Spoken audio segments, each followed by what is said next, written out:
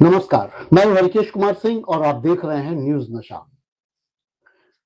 आज मेरे कार्यक्रम में मैंने शुरुआत करनी चाहिए है नवीन युग से। बहुत शोर सुन रहे होंगे आज आप, हर चैनल पर, हर जगह, इवन कल अखबार में भी आप देखेंगे भारतीय जनता पार्टी का नवीन युग। नितिन नवीन, हम सब जान रहे हैं कि नितिन नवीन जो पिछले दिसंबर में कार्यकारी अध्यक्ष चुने गए थे, उनको पूरे नियमों के तहत लाव लश्कर समेत, लाव लश्कर का मतलब मेरा सीधा सा है कि जाने स्टेट के जितने भी मुख्यमंत्री, उप मुख्यमंत्री, अध्यक्ष, सारे पुराने नए, सबको इकट्ठा करके भारतीय जनता पार्टी के 5 स्टार सरीखे कार्यालय में ये घोषणा की गई। जाने का मुझे नहीं याद पड़ता कि किसी और पार्टी का इतना बड़ा अधिवेशन, समाजवादी पार्टी का एक लखनऊ में देखा था मैंने, हुआ था, जो एक बहुत बड़े मैदान में, वहां पर हुआ था। लेकिन भारतीय जनता पार्टी के पास तो अपना 5 सितारा सरीखा कार्यालय है। और इस समय पूरे देश में अगर आप देखने जाएंगे तो आरएसएस के मुख्यालय, आरएसएस के कार्यालय, भारतीय जनता पार्टी के तमाम कार्यालय, राज्य स्तरीय कार्यालय बड़े विहंगम, बहुत शानदार बन चुके हैं। लाइन ये है कि विश्व की सबसे बड़ी भारतीय जनता पार्टी दल, वो इसलिए भी कि आप इसको समझ नहीं पाते हैं या समझना चाहते नहीं हैं कि जिस देश की जनसंख्या ही 150 करोड़ पहुंच रही हो, उस देश में अगर किसी भी पार्टी का दल बनेगा और बड़ा बनता जाएगा, लगातार वो विकसित होता जाएगा पैसे से, ताकत से, तमाम संबंधों से, तो जाहिर बात है कि उसका दल तो बड़ा हो ही जाना है। बस वही बात है। उत्तर प्रदेश सबसे बड़ा राज्य, हम लोग पढ़ते थे, ये शर्म का विषय हुआ करता था कि आपकी जनसंख्या इतनी ज्यादा है कि वो विश्व के 7वें देश में गिनी जाने वाली स्थिति में पैदा हो जाती है। हाँ, लेकिन जैसे ये लाइन लिखी जाती थी कि उत्तर प्रदेश विश्व के 7वें देश के बराबर है, तो उसी में ये बात भी छिपी होती थी, मतलब बहुत स्पष्ट थी कि आपका ही देश नंबर 1 पे, नंबर 2 पर चल रहा है। तो जाहिर बात है कि उसी का एक राज्य है जिसमें 25 से 26 करोड़ जनसंख्या हो चुकी है। इसीलिए तो 2-2, 3-3 करोड़ वोट की समस्या एसआईआर में आ रही है। तो जनसंख्या ही इतनी ज्यादा है जिससे आपको लड़ना है। 80 करोड़ जनसंख्या भूखमरी पर है, लेकिन फिर भी आप विकसित हो रहे हैं। 25 करोड़ लोगों को आपने गरीबी रेखा से निकाल लिया है, भारतीय जनता पार्टी का कहना है। ये सब बातें इतर, वो फिर करूंगा और बार बार ये कर लूंगा। लेकिन उसके बाद तो नितिन नवीन जी जो बनाए गए हैं वो साधारण से कार्यकर्ता हैं, नए बॉस बने हैं प्रधानमंत्री नरेंद्र मोदी के, ठीक वैसे ही जैसे प्रधानमंत्री मोदी प्रधान सेवक बने थे। ये बात अलग है कि वो चुराए नेहरू जी के ही वर्ड से थे, शब्द वहीं से चुराए गए थे, भले नेहरू को दिन भर गाली देते हो, लेकिन शब्द ये सेवक का, प्रधान सेवक का, चुराया उन्होंने नेहरू के वक्तव्य से था। इसके बाद आते हैं चाय वाला, इसके बाद चौकीदार, बहुत सारे ऐसे विरोध जो वो धारण करते हैं जिसका कोई मायने नहीं होता है, सिवाय इसके कि लाव लश्कर जब उनके आप देखेंगे तो वीआईपी भी फेल हो जाएंगे। कितने भयंकर वीआईपी हैं वो। 27 गाड़ियां, 1-2 गाड़ियों की तो बात ही नहीं कर रहा हूं, करोड़ों की गाड़ियां, जहाज, 1200 करोड़ का जहाज, सब लेकर के उंगली उठाते हैं कि सामने वाले लूट रहे हैं, सामने वाले खा रहे हैं। भगवान जाने किस व्यवस्था के हिस्सेदारी में हिस्सा लगाते हैं वो, मुझे समझ नहीं आता, लेकिन फिर भी बहुत स्पष्ट सी व्याख्या कर रहा हूं। अब सुनिएगा, नितिन नवीन साधारण कार्यकर्ता जो कि भारतीय जनता पार्टी के राष्ट्रीय अध्यक्ष चुने गए हैं आज, और बहुत गाजीबाजी के साथ उनका पूरा चेहरा प्रदर्शित किया गया। लेकिन फोटो को आप उस समय देख रहे होते तो आपको समझ में आता कि नितिन नवीन अपने चेहरे पर वो भाव छिपा नहीं पा रहे हैं जो उनके भीतर डर पैदा हो रहा है कि एक तरफ राजनाथ सिंह, एक तरफ गडकरी, एक तरफ नड्डा, खुद अमित शाह किस स्टाइल में बैठे हैं, वो आप पूरा विजुअल देखेंगे तो समझ में आएगा कि कैसे क्या हो रहा है। लेकिन फिर भी वो साधारण कार्यकर्ता है। मैं ये बार बार रिपीट इसलिए कर रहा हूं क्योंकि अब जब मैं बोलने वाला हूं कि साधारण कार्यकर्ता का मायने क्या होता है, तब आपको समझ में आएगा। नितिन नवीन के पिता नवीन किशोर प्रसाद सिन्हा 2005 में पटना के पश्चिम से विधायक थे, भारतीय जनता पार्टी से थे। अगला पॉइंट, जब उनका देहांत होता है, निधन होता है, ये 26 वर्ष के थे और इनका चुनाव हो जाता है और ये विधायक हो जाते हैं। उसके बाद ये परिवहन मंत्री होते हैं, उसके बाद ये तमाम जगहों के आपके राष्ट्रीय और प्रदेश स्तर पर पार्टी की कई जिम्मेदारियां संभाल चुके हैं। पेपर में है, सुनिएगा। सिक्किम और छत्तीसगढ़ जैसे राज्यों में भी महत्वपूर्ण संगठनात्मक दायित्व सौंपे जा चुके हैं। संगठन चलाने के लिए जो दायित्व सौंपे जाते हैं वो भी इनको सौंपा गया हुआ है। वर्ष 2006 के उपचुनाव से राजनीतिक सफर शुरू किया। बांकीपुर विधानसभा सीट से 5 बार चुनाव जीत चुके हैं। 5 बार चुनाव क्यों हुए हैं आप जानते हैं। 2006 में ये पहली बार विधायक बने, तो 6 के बाद अगर हर 5 साल पे जोड़ा जाए तो लगातार आप चुनाव जीतते रहे और विधानसभा में आते रहे। तो साधारण कार्यकर्ता का टैग तो पहले इनके पिता से हट जाता है, क्योंकि ऐसे ही साधारण कार्यकर्ता हैं पंकज सिंह, राजनाथ सिंह के सुपुत्र, अनुराग ठाकुर, प्रेम कुमार धूमल के पुत्र, बांसुरी स्वराज, सुषमा स्वराज की पुत्री, ज्योतिरादित्य सिंधिया, माधवराव सिंधिया के पुत्र। ये सब साधारण कार्यकर्ता हैं, क्योंकि साधारण कार्यकर्ता जैसे ही आप कहते हैं तुरंत हमको याद आता है मैथिली ठाकुर का चुनाव।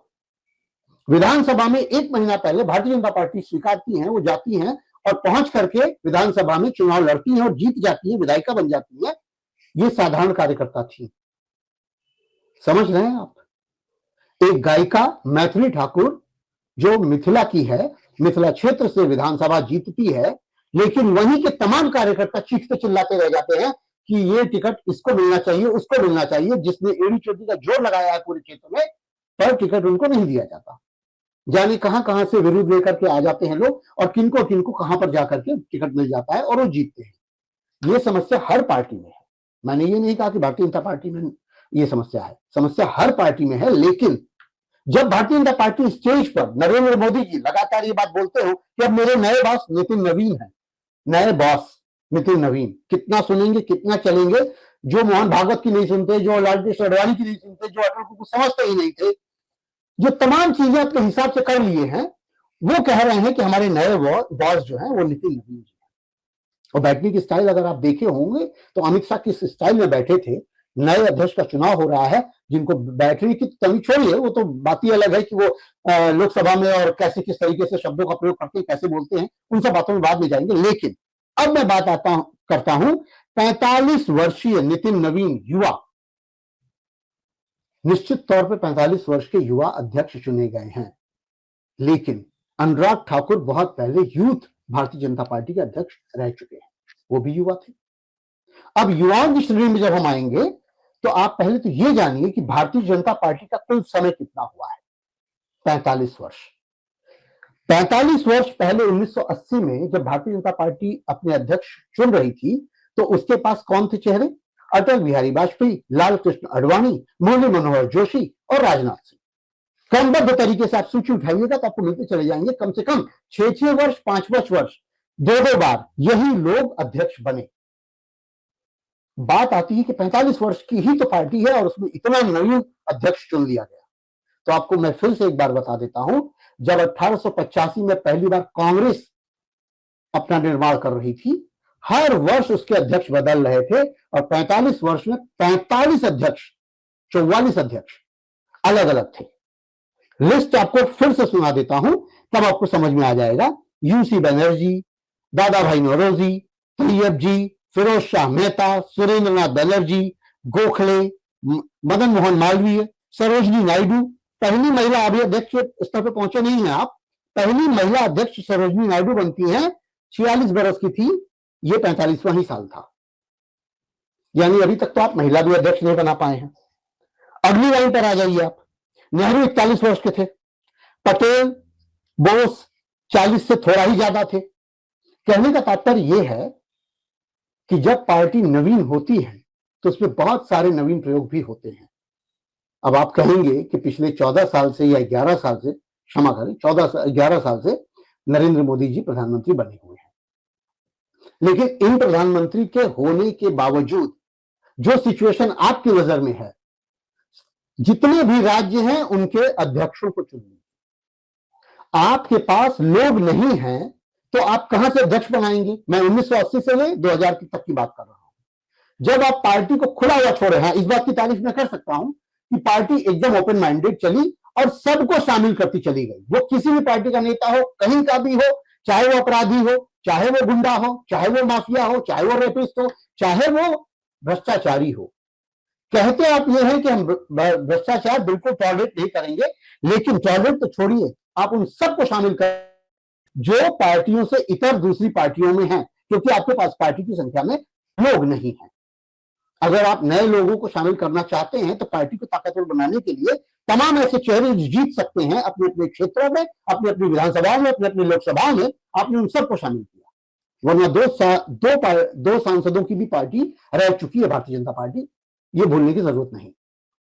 ठीक वैसे ही 1885 में जब कांग्रेस बनती है, उसके बाद से 40 साल तक का सफर, अगर 45 साल तक का सफर आप देखेंगे तो आपको साफ दिख जाएगा कि 1930 तक कौन कौन राष्ट्रीय अध्यक्ष रहे कांग्रेस के। अलग अलग अधिवेशन, अलग अलग जगह।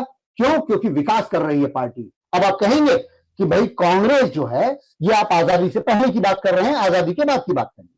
आजादी के बाद की बात भी आप लिस्ट उठा लीजिए। ऐसी कोई समस्या नहीं है कि जो समस्या भाजपा में है वही समस्या कांग्रेस में नहीं है, और जो समस्या कांग्रेस में वो समस्या भाजपा में नहीं है। दो ही राष्ट्रीय पार्टियां हैं। अब आप स्टेट वाइज पार्टियों पर आ जाइए। आम आदमी पार्टी को ही मैं चिन्हित कर लेता हूं। कौन, क्या, किसकी मुख्यमंत्री, कौन अध्यक्ष, कौन है आतिशी, कौन है केजरीवाल, कौन है मान? कहने का तात्पर्य यह है कि हर एक राज्य में नई बनी पार्टी, ये राज्य स्तरीय पार्टियां हैं, बिल्कुल अंतर करना सीखिएगा, क्योंकि स्टेट की पार्टीज अलग होती हैं, अलग लेवल लहजे में काम करती हैं, क्योंकि उनको क्षेत्रीय चुनाव लड़ने होते हैं, क्षेत्रीय दल के रूप में उभरे होते हैं, तो क्षेत्रीयता ही उन पर हावी रहती है। तो जाहिर बात है। लेकिन पहला अध्यक्ष अगर देखा जाए तो भाई मुलायम सिंह यादव भी आम आदमी समाजवादी पार्टी के पहले अध्यक्ष, नए चेहरे, नया व्यक्ति, खुद ही पार्टी बनाए, खुद ही अध्यक्ष बने। पिताओं की बात करेंगे, अगर उनके लिगेसी की बात करेंगे, तो ऐसा कुछ नहीं है जो भारतीय जनता पार्टी में नहीं दिख रहा है। जबकि अभी सिर्फ 45 वर्ष की पार्टी हुई है, क्योंकि अभी दूसरी पीढ़ी आई है, तीसरी पीढ़ी अभी नहीं आई है। यानी जब तीसरी पीढ़ी आएगी और तब भी वही लोग बनते नजर आएंगे। अब मोदी की कौन ही बात करेगा जो शादीशुदा ही नहीं है? अटल बिहारी वाजपेयी की कौन बात करेगा जो शादीशुदा नहीं है? जितने शादीशुदा हैं, जो रहवाई की स्थिति में हैं, जिनके बच्चे हैं, वो सब पार्टी में हैं और सब की रोल निभा रहे हैं। आप एक का भी नाम लीजिए ना। सुषमा स्वराज जब की रोल में थी, उनकी बेटी आज आ गई है। अनुराग ठाकुर, उनके पिता जब की रोल में थे, आज अनुराग ठाकुर की रोल में है। नितिन नवीन, आप भूल जाइए, आपको न याद हो, न मालूम हो, जानकारी ले लीजिए, क्योंकि इसकी चर्चा कहीं नहीं हो रही। बस चारों ओर केवल एक ही चीज चल रही है कि नितिन नवीन एकदम नया चेहरा लाकर के खड़ा कर दिया है। और लॉलीपॉप ये कि नरेंद्र मोदी जी अपने स्टेटमेंट में लगातार ये बात जो कह रहे हैं कि नया चेहरा, नई ताकत, नई ऊर्जा, ये सब कार्यकर्ताओं के लिए जो लॉलीपॉप है। कार्यकर्ता अपनी स्थिति जानते हैं, हर जिले में जानते हैं, हर स्टेट में जानते हैं जो कार्यकर्ता हैं उनकी क्या मनोदशा है, क्या स्थितियां हैं। तो ये कहना बेमानी है कि नरेंद्र मोदी जी कह रहे हैं कि सारे कार्यकर्ताओं को ये सोचने की क्षमता डेवलप करनी चाहिए, विकासमान होना चाहिए कि उन्हें भी अध्यक्ष बनाया जा सकता है। जबकि लिस्ट कहीं से भी किसी भी अध्यक्ष को ये चिन्हित करके नहीं बनाती कि एकदम साधारण कार्यकर्ता ला करके अध्यक्ष बना दिया जा रहा है। आप कार्यकर्ता कह सकते हैं, कार्यकर्ता वो अपने पिता से ही थे। जब पिता उनके भाई विधानसभा में हैं, विधायक हैं, तो बेटा अपने पिता की पूरी छत्र छाया में पल रहा है, पूरी राजनीति समझ रहा है, तो जाहिर बात है उसको सीख और सारा कुछ समझ अपने पिता से मिलता आ रहा है विरासत में। तो आप उसको कार्यकर्ता के तौर पे कैसे देख सकते हैं? आज हम आप में से कोई भी व्यक्ति भारतीय जनता पार्टी में जो जुड़ा हुआ है, जिसने भी ज्वाइन किया है, जरा उनसे पूछकर देखिए कि उनको क्या रोल मिल रहा है। जिला अध्यक्ष बन जाए बड़ी बात है, राष्ट्रीय अध्यक्ष तो बहुत दूर की बात है, प्रदेश के अध्यक्ष, किसी विंग के अध्यक्ष, सबको चुन लीजिए। आपकी व्यवस्था में ये चीज आएगी नहीं। बहुत स्पष्ट व्याख्या कर रहा हूं। अब आता हूं कुछ और चीजों पर। वर्ष की बात मैं कर चुका, मैथिली ठाकुर की भी बात कर चुका।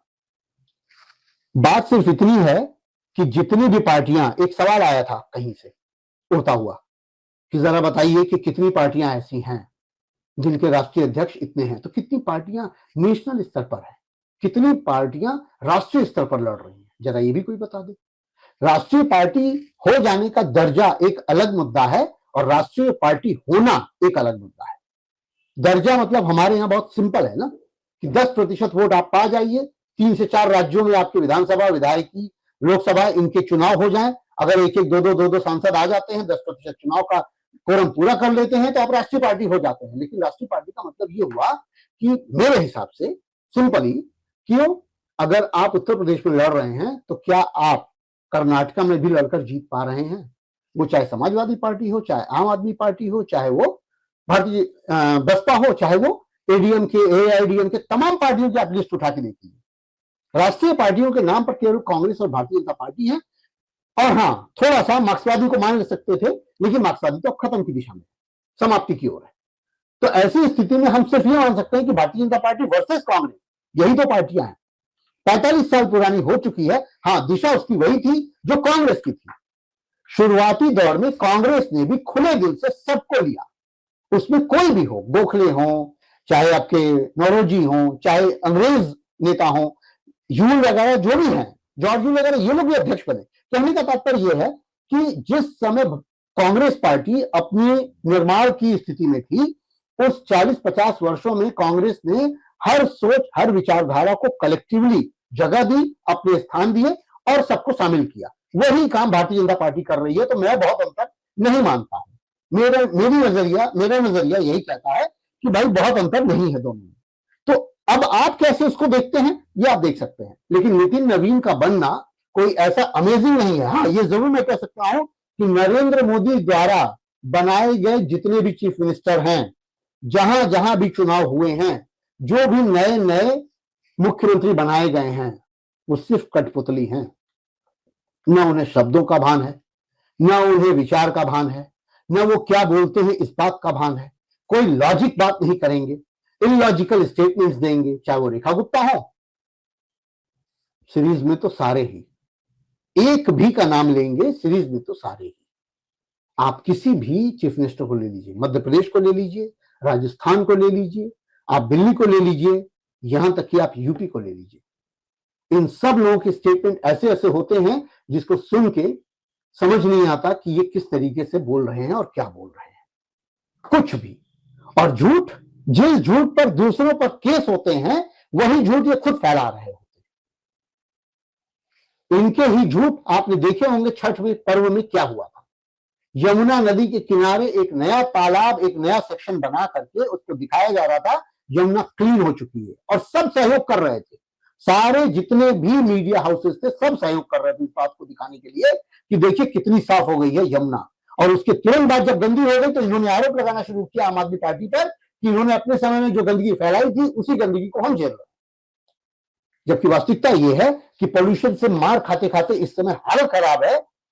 कल का AQI डेटा गाजियाबाद का नंबर 1 पर जा चुका था, 400 पार इस साल का, 2026 का। दिन कितने बीते हैं 2026 में? 20 दिन। 20 दिन के भीतर आप AQI 400 पार है, जबकि मौसम बदल गया है, टाइम बदल गया है, लेकिन पोल्यूशन वही का वही।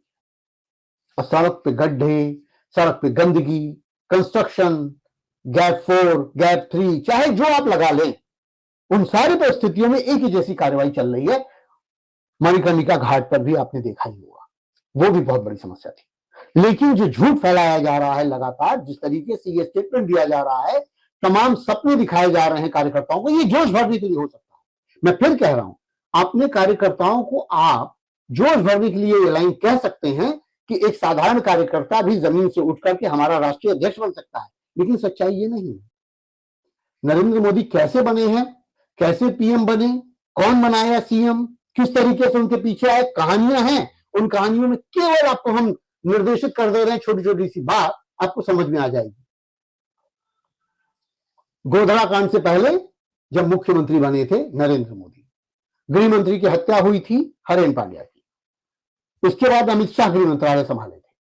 क्या हुआ था, क्यों हुआ था, कहानियां ढूंढ लीजिएगा, मैं चाहूं तो शब्दों में यहां पे बोल सकता हूं, लेकिन क्या हुआ था वो कहानियां आप ढूंढते रहिएगा, मिल जाएगा। जस्टिस रोया का फिर से उभार हुआ है, ये तमाम उस घटनाक्रम के भीतर आती हैं। दूसरी महत्वपूर्ण बात, जब गोधरा कांड हुआ तो अटल बिहारी वाजपेयी ने ही राज करने के सिस्टम और तरीके बताए थे, जिसको अडवाणी ने इग्नोर किया था। उस समय अटल की यह बात आती है कि अटल बिहारी वाजपेयी ने ये लाइन कही थी कि भाई समझ लेना अडवाणी, ये खतरे हैं, लेकिन फिर भी जो होना था वो हुआ। फिर उसके बाद 2014 से पहले की बात मैं आपको बता दूं कि एक घटना उसमें भी आती है, सुनी सुनाई बात हो सकती है, तथ्यात्मक बात भी हो सकती है नहीं है भी, क्योंकि जहां धनबल होगा वहीं प्रचार होगा, जहां प्रचार प्रसार होगा वहीं पर थोड़ी सी आपकी ताकत दिखती है। और ये आप जानते हैं कि चुनाव बिना धनबल के नहीं लड़े जाते। करोड़ों की पार्टी है भारतीय जनता पार्टी, करोड़ों की पार्टी। 700 करोड़ रुपए से ज्यादा टाटा ने अभी दिया था किसी और संदर्भ में जिसमें उनको एक ठेका मिलने वाला था। कहने का तात्पर्य यह है कि चाहे अडानी हो चाहे अंबानी हो, अभी आपने देखा होगा बीएमसी के नगर निगम चुनाव में शिवसेना ने, यूबीटी ने, खासकर उद्धव ठाकरे ने किस तरीके से डिस्प्ले किया था पूरे भारत में, कहां कहां पर अडानी फैल गए हैं। यानी जब आप किसी को कुछ देने के लिए सशर्त तैयार होते हैं तभी आपको वो भी कुछ प्रोवाइड कराता है। प्लेन का विजुअल आपके सामने होगा, ऑस्ट्रेलिया गए हुए अडानी के साथ मालूम होगा, कहां कहां पर खदान उनको दिए जाने की ब्रोकरी करते नजर आए हैं मैं प्रधानमंत्री मोदी, ये भी आपको सबको पता है। यानी बहुत साफ सीधी बात है ना, इसमें कौन सी लाग लपेट है। आप कहते रहे कि मैं ब्रोकर हूं अडानी का, आप बोलते रहे हैं, तो वही चीज आप यहां भी कर रहे हैं। नितिन नवीन को आप लाते समय जब ये लाइन कह रहे हैं कि आप राष्ट्रीय अध्यक्ष के तौर पर एक ऐसे युवा कार्यकर्ता को ला रहे हैं जिसमें सरासर झूठ लगता हुआ है, लोगों को पता नहीं है, तो आप ये बताइए ना कि नितिन नवीन का बैकग्राउंड क्या है। उनके पिता विधायक रहे हैं और इसीलिए वो विधानसभा जीते भी जब उनके पिता का देहांत हो गया, जो कि सिंपली भावनात्मक कह लीजिए, क्योंकि आप यही बात तो याद दिलाते हैं कि राजीव गांधी कैसे इंदिरा गांधी की हत्या के बाद 400 पार कर गए, वही 400 पार का नारा लेकर के 2024 में लड़े, लेकिन आप पहुंचे 240 पर। उसको आप भुला देना चाहते हैं, कैसे भुला देंगे आप? उसी कांग्रेस को आप खत्म करना चाहते हैं जो कांग्रेस बीते 100 सालों से चली आ रही है और आज की डेट में भी 100 सांसद लेकर खड़ी है। विचारधारा वर्सेस किसी एक दल, किसी पार्टी से चिढ़ कारगर नहीं होती। तो बार बार यह कहने की जरूरत नहीं कि कांग्रेस के अध्यक्ष लगातार, जैसे सोनिया गांधी लगातार बनी हुई हैं, चाहे वो राहुल गांधी बने हुए हैं, चाहे खड़गे जी को बना दिया गया है पपेट के तौर पे, तो आपके भी सारे मुख्यमंत्री, जिसमें से 2 तो आपके कंट्रोल में नहीं आते हैं, बाकी सब पपेट है। मैं साफ कह रहा हूं, योगी आदित्यनाथ आपके कंट्रोल में नहीं आते, बाकी सब के सब पपेट है। तो आप पपेट संभाल रहे हैं, जिनको जैसा कहा जाए वैसा कर रहे हैं। अध्यक्ष के चुनाव में भी आप इसी तरीके से लेकर आए हैं। तो कहने का तात्पर्य यह है कि भारतीय जनता पार्टी ने अध्यक्ष तो चुना है, नितिन नवीन को भी चुना है, और अभी कुछ दिनों में बहुत सारी चीजें आपको होते हुए दिखेंगी जो नितिन नवीन किस आधार पर लेकर सामने आएंगे और कैसे बैकग्राउंड में वो जो साउंड आएगा, आवाज आएगी, वो कौन कह रहा होगा, कैसे कह रहा होगा, ये आपको समझ में आएगा। वो अमित शाह होंगे कि नरेंद्र मोदी होंगे, कौन कैसे बोल रहा होगा। इस समय आरएसएस मोहन भागवत भी बहुत कुछ बोल नहीं पा रहे हैं। होश बोले और इन लोगों की भी बात किया जाए तो इन लोग भी बहुत कुछ कह नहीं पा रहे हैं, और स्थितियां वही हैं कि खुद आरएसएस भी कहीं डरी हुई है कि कहीं ऐसा ना हो, क्योंकि स्टेटमेंट आप समझिएगा, आज भी नरेंद्र मोदी जी जब बोल रहे थे कि जब इनको अध्यक्ष चुना गया, 37 लोग, बार बार ये लाइन आ रही थी कि 37 लोगों ने इनके नाम का आह्वान किया या नाम को इन्होंने नामांकित किया कि इन्हीं को अध्यक्ष बनाया जाए। यानी पूरी पार्टी को एक संदेश दिया गया कि कहीं कोई चिड़, कहीं कोई टूट। जब नरेंद्र मोदी कह रहे हो कि ये मेरे भी बॉस हैं, तो आप ये जानिए कि ये आपके भी बॉस हैं, और जो कहा जा रहा है वो करिए। तानाशाही का स्वरूप, जब आप कहते हैं लोकतंत्रात्मक तरीके से, आपको बताना क्यों पड़ रहा है कि एक लोकतंत्रात्मक तरीके से ये चुनाव हुआ है? जी नहीं, लोकतंत्रात्मक तो है ही नहीं। यही होता है, इतिहास पढ़ने का नजरिया यही है। जिस दिन इतिहास पढ़ाऊंगा उस दिन भी यही बताऊंगा कि जब कोई लाइन लिखी जाती है कि माता पिता की सेवा करना बेहद पुण्य कार्य है, इसका मतलब उस पीरियड में माता पिता की सेवा नहीं हो रही। स्त्री का सम्मान करना बेहद जरूरी कार्य है। इसका मतलब उस पीरियड में स्त्री का सम्मान नहीं हो रहा है। बेटी बढ़ाओ बेटी बचाओ, यानी बेटियां ना पढ़ रही है ना बेटियां बच रही हैं। इसीलिए ये लाइन लिखी जा रही है कि बेटी पढ़ाइए बेटी बचाइए। इसी तरीके से हमारी पार्टी लोकतंत्रात्मक तरीके से कार्य करती है, इसका मतलब कहीं कुछ गड़बड़ है। धन्यवाद। आगे देखते रहिए न्यूज दशा। नमस्कार। और आप हमसे जुड़े रहने के लिए सब्सक्राइब करें YouTube पर, फॉलो करें Twitter पर और लाइक करें Facebook पर। और ज्यादा जानकारी के लिए आपको टाइप करना होगा सिर्फ न्यूज नशा।